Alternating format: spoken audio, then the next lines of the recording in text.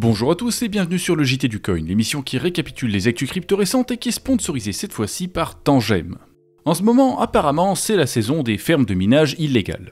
Plusieurs d'entre elles ont été démantelées par les autorités de leurs pays respectifs ces derniers jours. Le premier cas au Brésil était celui d'une maison utilisée exclusivement pour le minage dont le propriétaire se contentait de voler l'électricité puisqu'il n'avait même pas de compteur. Mais il s'agit là probablement du cas le moins surprenant dont on a entendu parler. Car à Hong Kong, c'est dans une maison de retraite qu'il a été trouvé une ferme de minage illégale qui siphonnait l'électricité du bâtiment. Ici, la méthode était un peu plus sournoise puisque le matériel de minage avait été caché dans un faux plafond par des techniciens qui avaient décidé de se faire un complément de salaire en installant ces machines là où leur employeur les faisait intervenir. Et en Russie, vous en doutez, c'est encore plus ridicule. Début septembre, à Irkoutsk en Sibérie, une ferme de minage de Bitcoin illégale a été trouvée en plein milieu d'une forêt. Comme il y avait un câble électrique qui passait par là, quelqu'un s'est dit que ça serait une bonne idée d'y brancher quelques ASIC. Alors, voilà le résultat. Passons à la suite maintenant avec l'annonce cette semaine par Avalabs d'une nouvelle levée de fonds pour investir dans l'écosystème Avalanche. Précédemment, ils avaient récolté 350 millions de dollars et cette fois-ci, ils comptent refaire de même avec 1 milliard. Le prix de la VAX a beaucoup baissé depuis l'époque, donc est-ce que ça avait été vraiment efficace la dernière fois? Difficile à dire. Mais peut-être qu'avec 3 fois plus de capital, ils arriveront à se relever et remonter dans le top 10. Et en parallèle, j'espère qu'ils continueront d'innover sur le plan technologique parce que la concurrence est de plus en plus forte et pas seulement dans l'univers de la crypto classique que nous connaissons bien. En effet, Avalanche, qui avait pour ambition depuis le début de devenir la chaîne préférée de la finance traditionnelle, doit désormais faire face à des réseaux plus ou moins centralisés qui offrent des fonctions et des performances parfois plus intéressantes pour le public visé. C'est notamment le cas de Canton Network, un réseau qui a été rejoint cette semaine par BNP Paribas et HSBC. Et si ce réseau ne vous dit rien, c'est normal parce que ce n'est pas un réseau crypto au sens où on l'entend en général. Mais il entre tout de même en concurrence avec tous les réseaux crypto qui veulent attirer les institutionnels. Alors je voudrais vous montrer rapidement de quoi il s'agit parce que c'est utile de savoir ce que ce genre de réseau peut offrir aujourd'hui en 2025. En effet, il y a quelques années, les réseaux privés du genre n'étaient rien de plus que des blockchains classiques dont tous les nœuds étaient détenus par une seule société, et qui n'avaient donc aucun intérêt puisqu'il n'y avait aucune différence entre elles et une base de données normale. Mais le réseau Canton, lui, est très différent. Comme le présente ce schéma, il est constitué de participants, des nœuds réseaux indépendants possédés par des sociétés, des banques, etc., qui n'échangent pas tous les uns avec les autres. Au lieu de ça, ils passent par des nœuds spéciaux appelés fournisseurs de services Canton ou CSP qui servent de relais de communication chiffrés. À travers eux, les participants qui y sont connectés peuvent établir à volonté des mini-blockchains communes avec les autres participants connectés au même CSP. Ces rassemblements de participants sont d'ailleurs appelés des subnets, un terme particulièrement évocateur pour ceux qui connaissent Avalanche. En somme, le réseau Canton offre une architecture hybride qui n'est pas centralisée comme les réseaux traditionnels car théoriquement n'importe qui peut faire tourner un CSP. Et pourtant cette architecture n'est pas décentralisée non plus dans le sens où on l'entend dans la crypto, puisqu'ici décentralisation n'est pas synonyme de résistance à la censure. Les transactions peuvent bel et bien être censurées par les participants. En effet, leur validation dépend exclusivement des participants concernés, comme par exemple des banques, qui vont évidemment respecter différentes procédures pouvant aboutir au blocage des fonds. Ceci parce que les transactions sont seulement échangées à travers un canal chiffré entre les participants qui sont directement concernés et elles ne sont connues d'aucune autre personne. De ce fait, elles ne peuvent être validées par aucun autre nœud réseau comme ce serait le cas sur un réseau crypto où les transactions censurées par certains nœuds sont validées par d'autres. Canton est donc un réseau qui offre à la fois une certaine forme de confidentialité et de décentralisation, une rapidité quasiment sans limite, des avantages en matière de composabilité, mais malgré tout, c'est un réseau qui reste totalement contraire à l'esprit cypherpunk puisque ses fonctions sont toutes conçues pour permettre le contrôle des flux de capitaux et l'application de règles absurdes comme celles qui régissent l'AML et le KYC. Au final, on peut donc considérer qu'il n'y a pas vraiment de compétition avec la crypto, ou en tout cas que s'il y en a, elle concerne seulement certains cas d'usage très spécifiques et certaines personnes. Et même dans ces cas-là, le résultat semble déjà annoncé. Le manque de vie privée et de vitesse dans la crypto, par exemple, ce sont des problèmes qui seront résolus avec le temps, alors que l'absence de résistance à la censure ne disparaîtra jamais des réseaux comme Canton. Donc si un jour les réseaux de ce genre sont suffisamment adoptés par le grand public pour apparaître sur la liste des moyens de paiement disponibles en caisse à tous les supermarchés de France, on peut être à peu près certain que les réseaux crypto décentralisés le seront également. C'est d'ailleurs déjà le cas à quelques endroits comme le Carrefour Express de Rouen qui accepte les paiements en Bitcoin depuis à peu près un an. Et pour payer en crypto chez des commerçants qui l'acceptent, le mieux c'est d'avoir un portefeuille qui vous suit partout, comme ceux fabriqués par Tangem. Chez eux, on trouve notamment des portefeuilles au format carte que l'on peut transporter avec nos cartes bancaires classiques, ainsi que depuis quelques temps, le premier portefeuille crypto se présentant sous la forme d'un anneau, discret et élégant. Et comme tous les meilleurs de leurs concurrents, les portefeuilles Tangem sont tous certifiés EAL6+. En d'autres mots, en matière de sécurité informatique, c'est le nec plus ultra de ce qui se trouve dans le commerce.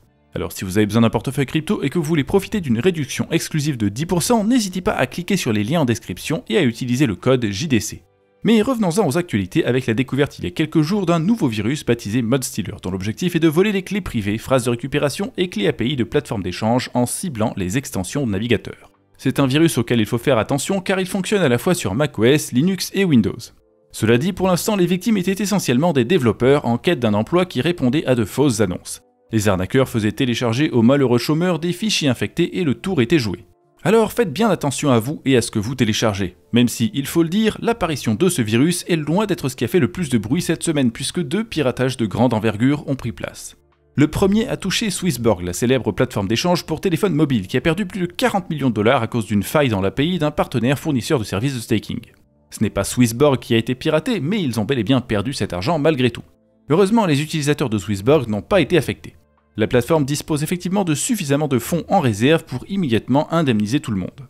Donc même si Kiln, le partenaire, ne réussit pas à verser la moindre compensation, le public n'en souffrira pas. Pour l'instant, Kiln affiche toujours une API hors service. Ce piratage d'un seul fournisseur de services reste toutefois minuscule par rapport au deuxième de la semaine qui a mis en danger des millions d'applications à travers le monde, y compris notamment la quasi-totalité de l'univers crypto.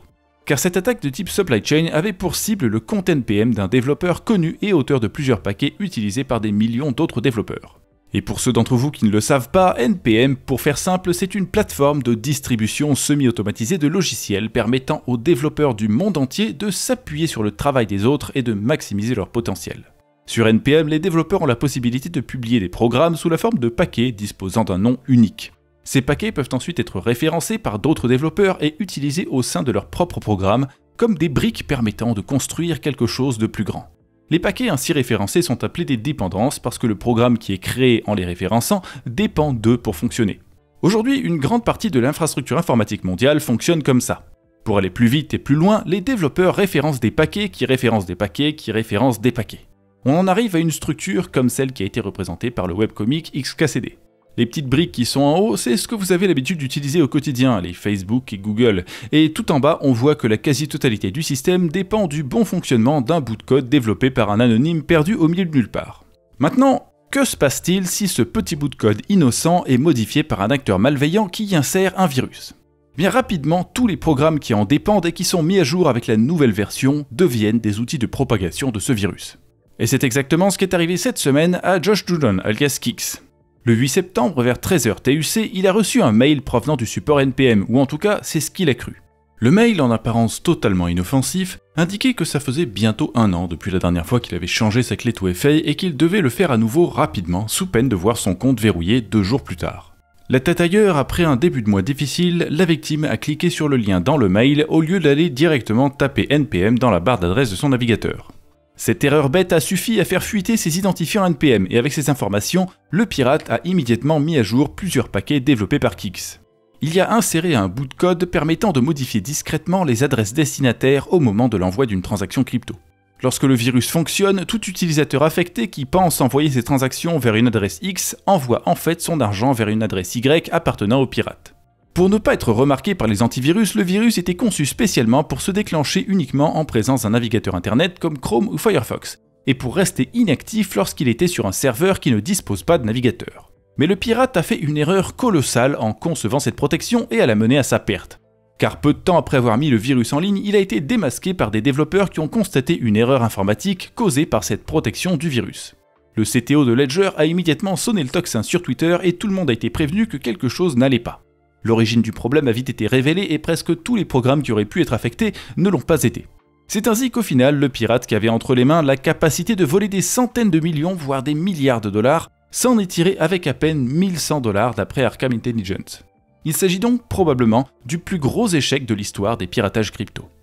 Et maintenant que nous avons fini avec les actus de la semaine, je souhaite vous informer que Steady Lads vient officiellement d'ouvrir ses portes. Avec Kara, l'analyste maison du journal du coin, on a mis 100 000 $ sur la table et on va vous montrer comment faire pour faire grandir ce portefeuille et profiter de la hausse du marché.